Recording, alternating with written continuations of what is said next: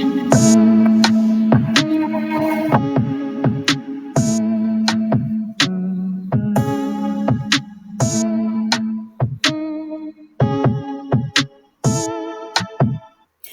amis entrepreneurs, chers abonnés, bonjour. Aujourd'hui, nous allons parler d'un type d'élevage de plus en plus pratiqué dans le monde, l'élevage de cochons d'Inde. Le cochon d'Inde, du nom scientifique Cavia porcellus, est un rongeur de taille moyenne appartenant à la famille des cavidés. C'est l'espèce domestiquée issue du cobaye sauvage, encore appelé cobaye domestique, ou tout simplement cobaye. Sa température corporelle se situe entre 37 et 38 degrés C, avec une fréquence respiratoire de 100 respirations par minute et un rythme cardiaque de 250 battements par minute. Le cochon d'Inde passe 28% de son temps à dormir et ses périodes d'activité ne dépendent pas du jour ou de la nuit. Ses cycles de sommeil sont fréquemment coupés par des éveils. Parlons de la reproduction. Les cochons d'Inde sont capables de se reproduire toute l'année avec un pic de fécondité entre le mois de mars et le mois de mai. Le cycle de la femelle se passe tous les 15 ou 17 jours et dure 2 ou 3 jours. Elle peut avoir jusqu'à 5 portées par an, mais il est déconseillé de les faire reproduire plus de 2 fois par an.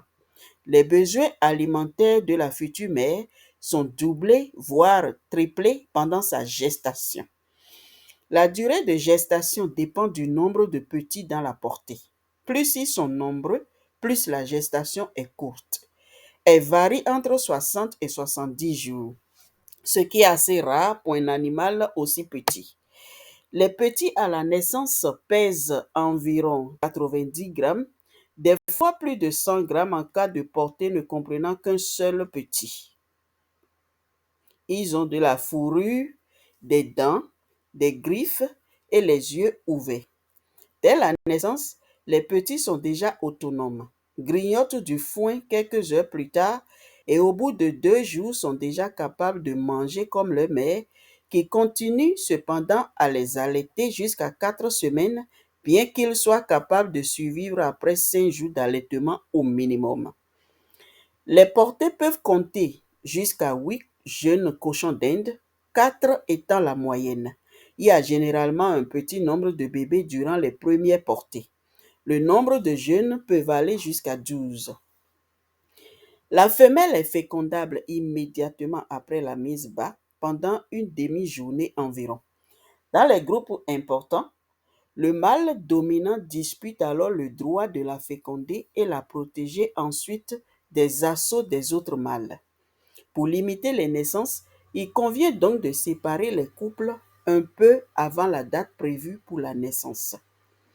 Dans les petites portées, les difficultés peuvent se produire pendant la mise bas dû au fait que les petits sont surdimensionnés, c'est-à-dire ils sont plus gros.